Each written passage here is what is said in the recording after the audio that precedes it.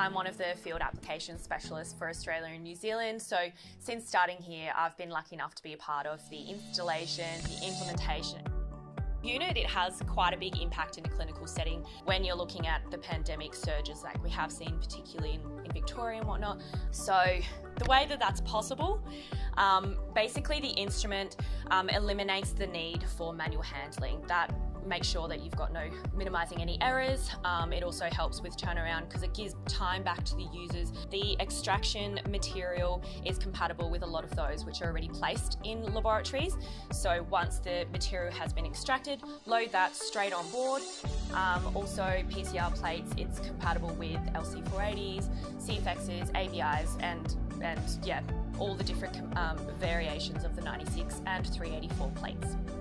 And then finally, they've just got to load on the reagents for the user to do. They just need to thaw the sample, spin it down, uncap it and load it on. The instrument is a 96 protocol, that's delivering 96 samples. That takes about 18 minutes and the long protocol is about 31 minutes and that's a 192 sample. And that's dispensing 8 samples simultaneously. So it's just removing the lengthy process you would take if you were doing this manually. So not only does that give back time to the user, but it also alleviates sort of any RSI related issues that you would have from the repetitive notion of pipetting all those samples. This is my universe, DNA and RNA. That's everything that I know and love, and what I love the most is inventing new technology. So there's only really a few things that you ever really need to know or want to know about. Firstly, is the DNA of the organism present? So a couple of things that we can diagnose if we find it is the SARS-CoV-2 or chlamydia. So if the sequence for the specific organism is there, that's the diagnosis done. Other times we're asking, is the DNA mutated or is it perfectly normal? If we can find one of these mutations, it can tell us actually which therapy to use. So this is true for human cancer. It's called companion diagnostics. So you do the diagnostic and it tells you. And the third question that you might want to know, is the DNA actively producing RNA? Is your organism alive? Because there is actually a risk of treating sexually transmitted infections because, in fact, you are picking up just bits of residual dead bacteria. So I look after manufacturing operations as well as supply chain. So what we have here is going to house a ISO class clean room so that we can build in an all-purpose manufacturing floor. The design of the production floor is going to be open space, so we can wheel in and wheel out the machinery as required. We will be using quite a lot of automation. Right now, you don't see a lot because it's an open canvas at the moment. What's behind it is going to be able to facilitate, I think we're aiming for more than 4 million tests per week. He is a Gadigal elder and a custodian of this land, and we are honoured with his presence.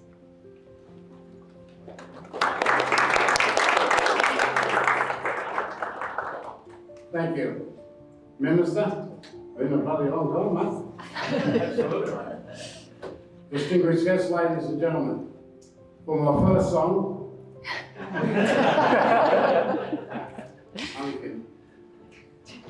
Married man, not kidding. 10 children, 26 grandchildren, and 14 great-great-grandchildren. Born and bred 200 yards away from here. Beautiful downtown Redfern, the capital of Sydney. Still is. It's always an honour and pleasure for me to welcome one and all to the country. Just to give you a little bit of an insight of where you are and who we are. As we've all welcomed the countries, first and foremost, I'd like to acknowledge our Aboriginal elders, all elders, past and present, and pay my respects to all our Aboriginal and Torres Strait Islander brothers and sisters. From whatever Aboriginal or island nation you may have come from, welcome to Gadigal. And to all our non-Indigenous brothers and sisters here today, a very warm and sincere welcome to you to Gadigal. No matter where you've come from, whether it be across the seas, across the state or across town, once again, a very warm and sincere welcome to you to Gadigal. And as I've mentioned many times before, was, is, and always will be Aboriginal land. Only three things shorter than that: coming, taxation and going. It's an honour and pleasure to be here today to welcome one and all to Gadigal. Gadigal is one of 29 clans of the Eora Nation. The Eora Nation is bounded by nature's own. The Hawkesbury River to the north, the Peden to the west, and Georges River to the south. And in between those three mighty rivers is the Eora Nation. And in that nation, there are 29 clans. And the clans land we're on today is Gadigal. On behalf of members of the Metropolitan Local Aboriginal Land Council and of the Gadigal mob, once again, a very warm and sincere welcome to you to Gadigal. There's an old Aboriginal saying out there, I think it's very appropriate for you mob here today. They say where there's a will, there's relatives.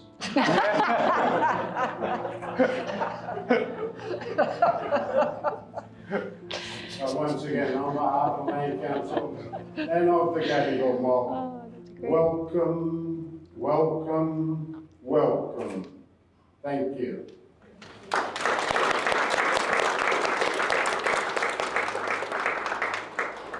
Thank you, Uncle Alan, and hello everyone. I'm Madeline O'Donoghue, Global Marketing Director here at SpeeDx. And I want to thank you all very much for taking the time in the day to be here with us today. Today is a celebration of a SpeeDx milestone, a showcase of this space that we built to support our rapid growth and evolution. This year we were recognised as Company of the Year at the Oz Biotech and Johnson & Johnson Industry Awards. And what a perfect recognition for all of our hard work over the years.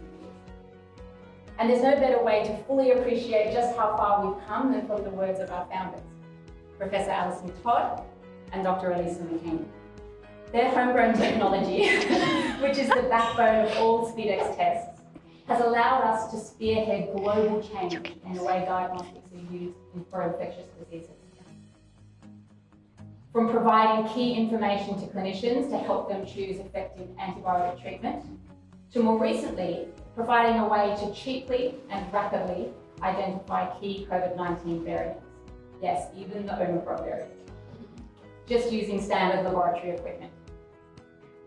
And as you will learn if you take a tour of the facility, future SpeeDx products will evolve just as we have, based on the next generation technology that is coming out of Alison's innovations. So to hear their story, please join me in welcoming our founders, Alison Todd and Elisa McCain.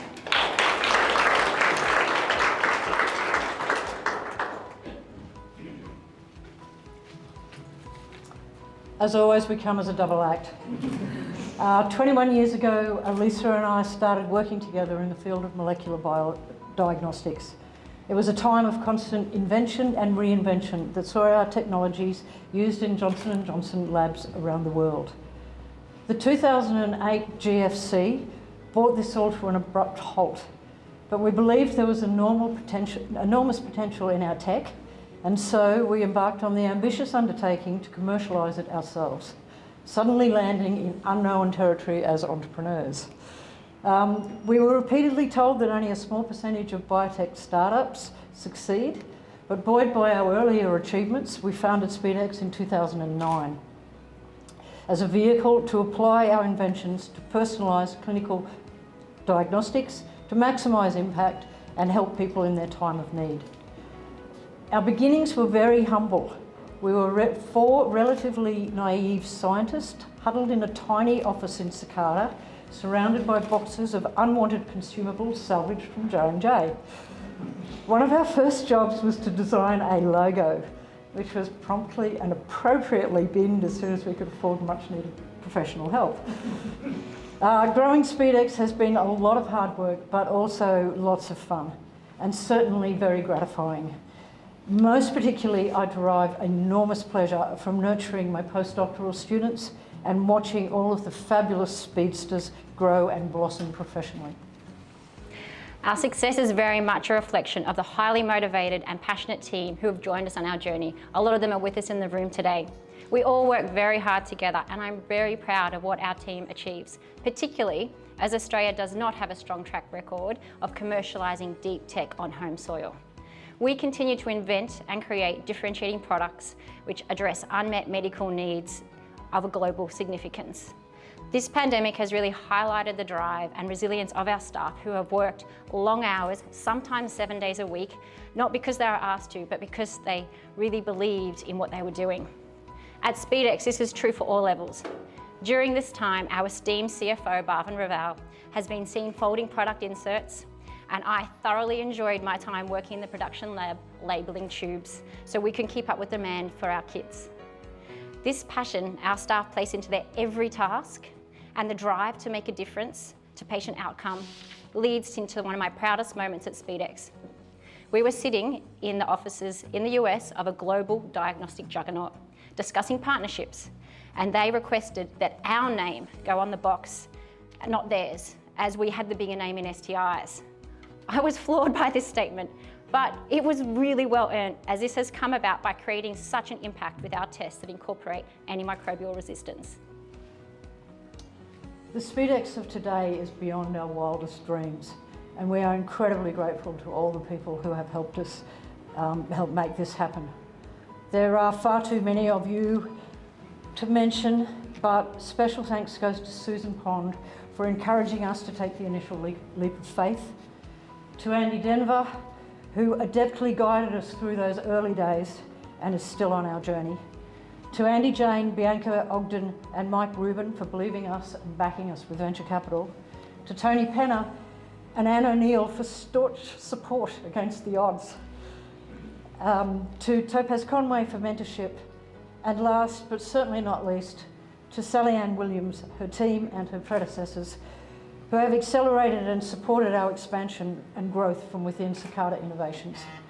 Lisa and I are both optimistic and excited about the future and can't wait to see what the next chapter brings.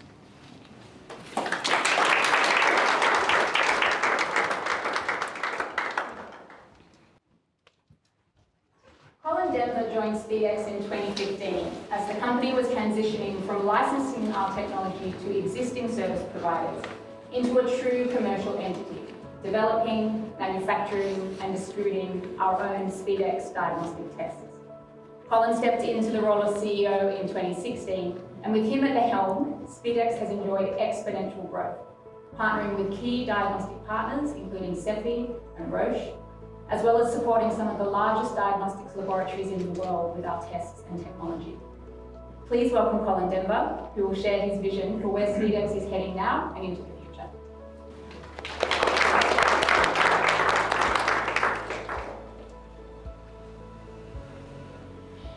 As you've heard, from humble beginnings, our technology has proven its utility time and again. It is the best multiplex diagnostic technology in PCR. It is the best technology for detecting disease mutations. It is the best technology for monitoring infection. And this has led to some fantastic partnerships with some of the world's largest diagnostic providers. The global pandemic has presented challenges that we are exceptionally well suited to address. It has allowed the skill of our team and the value of our diagnostic technology to shine. And it is our great honor to welcome Minister Hazard to open this facility, as he was present at our last significant inflection point that has set us on the course we are today. Though we've been well supported by the New South Wales Government through the wonderful Medical Device Fund and more recently the Jobs Plus program, I feel it is now our time to deliver on the faith that has been shown. Our export sales continue to grow, but it is here in New South Wales that I feel we can make the greatest impact. Creating sovereign capability and capacity to deal with the twists and turns of the current pandemic and whatever new infectious challenge may come in the future. And we're creating an ecosystem of innovation that will continue to create high-value jobs not only within SpeeDx, but across the Australian continent, which we can all agree is important now more than ever. I feel very proud to stand here today as part of such an amazing team, supported by amazing partners, and on the cusp of an amazing future, enabled by this amazing facility. Thank you. And I hope you have an amazing afternoon.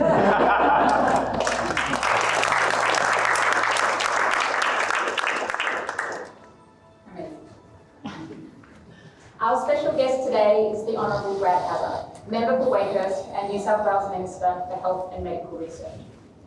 Part of today's celebration recognises our recent growth, which saw a 50% increase in staff just in the past year.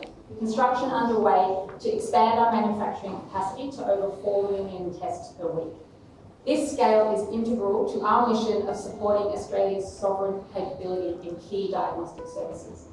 And what better way to recognise that than with the official sponsor of our facility launch. I present the New South Wales Health Minister, the Honourable Brad Hazzard. That's a bit disappointing.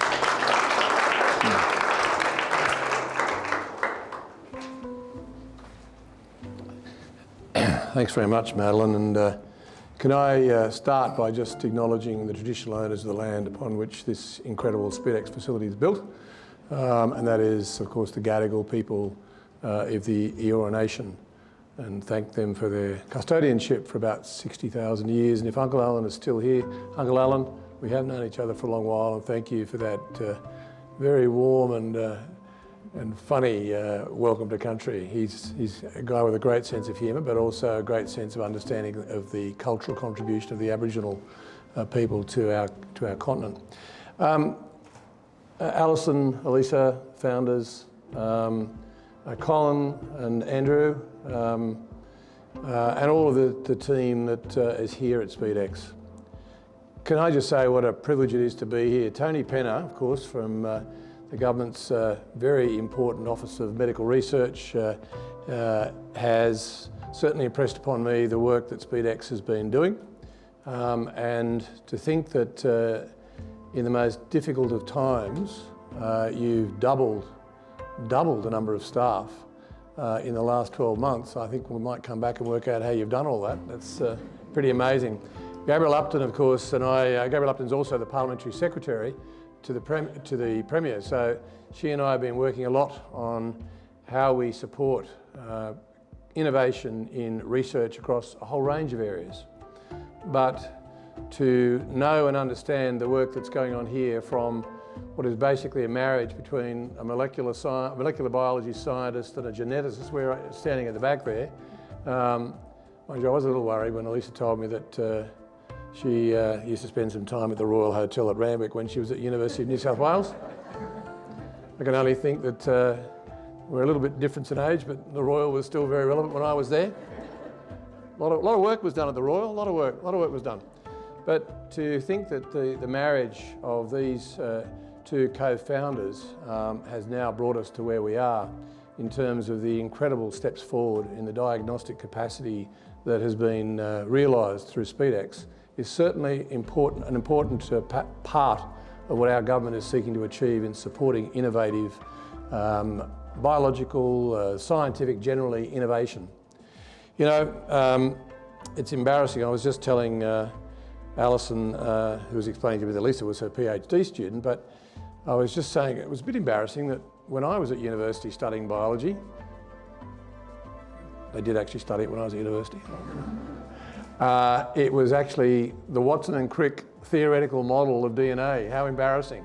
And now, of course, the entire human genome has been identified, and I've got to tell you, in the last 21 months, if we had not had the capacity that we have to do genomic sequencing of this very variable COVID virus, we would not have been able to manage as well as we have worldwide, but particularly here in New South Wales. I know Vitaly at New South Wales Pathology has told me of a lot of the diagnostic capacity that has come from the partnership with SpeeDx, and I appreciate that very much. Elisa, I'm not sure that having, if I was a politician and somebody said to me that I could have my name on a box because I knew a lot about STIs, that would not be good. but I get it. Just a slight difference in perspective. But also the work that you're doing, I mean, Alison mentioned cicada. Cicada, of course, is one of those opportunities that scientists have when in fact they might be very good scientists, very good researchers, very innovative, but they don't quite know how to bring their particular innovation to market. And I know the former Minister, Gillian Skinner, who I followed now about 5 years ago, Gillian had put quite a bit of money into cicada because there was an early recognition of the need to be able to support companies, businesses, innovators who were trying to get their products to market and really had no idea how to do the pitch, how to bring anything together really in that sense. And in a sense, I actually thought that was a joy. Science is a pure endeavour. Bringing things to market is not always that pure, but it's necessary. And certainly when I was in Israel, I visited them to look at a number of issues and what they were doing there also incentivised me to make sure that we continue to support our innovative research companies, research organisations here to make sure that we as a government continue to empower them to bring their products to market. SpeeDx, I think where you have come from since 2009 and where you are now, quite remarkable. It is an outstanding achievement to have doubled the staff in the last 12 months, and I suspect that if I went and have a look, and I'm hoping to have a look shortly, I'll find almost everybody out the back there is probably under the age of about 30 or 30, yep. But it is so exciting, and to know that there's such a powerful capacity in our young people, provided we give them the environment to be inspiring in their research. So I look forward to actually seeing the actual setup here in a few minutes. But today, my formal role was, first of all, to say you're amazing. Thank you very much. I don't think the Royal really did do a lot of good for you, but nevertheless, probably would have happened 10 years ago, right, rather than the brain cells that were killed up at the Royal. No, only kidding. It is an amazing outcome, and I wish you well, and to all of the board, to Andrew and Colin and both of you, but all of the board and everybody else who's working here, I wish you speed well, and certainly now formally launch and open, obviously been open for a while, but formally launch and open this magnificent new facility. And may you sail well and come up with amazing outcomes for the community. We can use every outcome we can possibly get in scientific research for our community. So thank you very much.